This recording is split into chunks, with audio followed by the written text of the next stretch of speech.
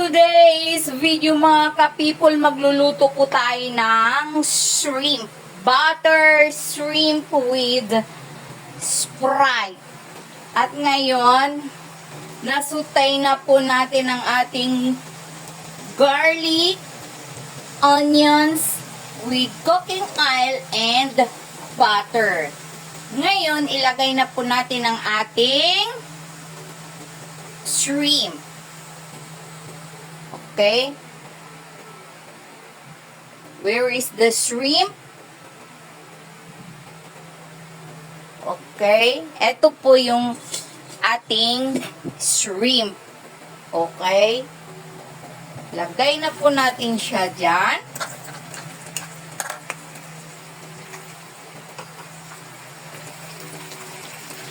Yan. Sugay-sugay. With butter, cooking oil, onion, and garlic. Ngayon, lagyan na po natin siya ng seasoning. Ang ating seasoning ay, of course, one and only salt. Hindi mawawala yung salt. And black pepper powder. Yun po ang ating ilalagay. Okay? Ito po siya. Nag-red na po ang ating shrimp. Masarap po yan. As what I've known before when I was still a young girl, favorite ko talaga tong shrimp. Kasi yung father namin, pag nagpunta yan sa dagat at may nakuha mga shrimps, favorite ko talaga yun. Pero ang luto namin noon, very simple way lang. Pakulutan mo lang siya and then pag namula na siya, naluto na siya, maggawa ka ng sausawan na tuyo and kalamansi, yun lang naman sa probinsya namin. And then, ano na siya? Ulam na namin siya, masarap na siya, favorite ko yun.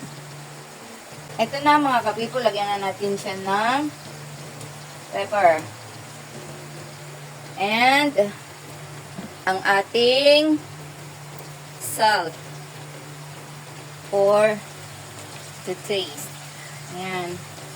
Depende sa inyo kung maalat kayo magtimpla or matabang. Ako medyo matabang ako magtimpla, pero yung mga comrades ko dito, gusto nila yung medyo may alat talaga. Eh, siyempre, sabi ng anak ko, pag ikay nagluto, huwag mo intindihin sarili mo, intindihin mo yung customer mo. Ganun daw yun. Kaya, ayan, medyo paalat-alatin natin ng konti, pero hindi naman too much because goodbye sa ating mga, good luck sa ating mga kidney pag super alat talaga. Ayan na siya. Hinahalo na natin siya for a few minutes para mag-absorb yung lasa ng salt and pepper. Ito na siya. Oh, amoy shrimp na siya. Ngayon, i-stay muna natin siya ng a few minutes. As usual, kami na lang naman po din dito sa bahay, kaya as usual, si chef magkukook ng food namin mamayang lunch. Ang ginamit natin mga ingredients ay meron na po tayo talagang shrimp yan sa ref kasi nga, yesterday, nagbili na po sila ng lulutuin natin actually kahapon, ay nung Sunday pala. And then kahapon, nakalimutan natin, walang nag-inform sa atin. So, kung ano lang left nung gabi ng Sunday, yun ang kinain namin yesterday lunch. Ngayon, kagabi lang ako na-inform na meron pala dito, kaya itry natin lutuin. Eto na nga.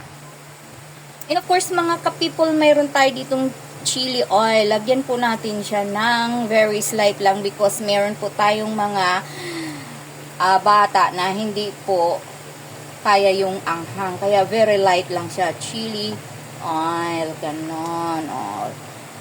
Tamang-tama lang po para sa lasa ng shrimp. At ang last na ilagay natin ang ating Sprite. Yan po siya. Sprite para sa manamis-namis na lasa ng ating buttered shrimp. Okay?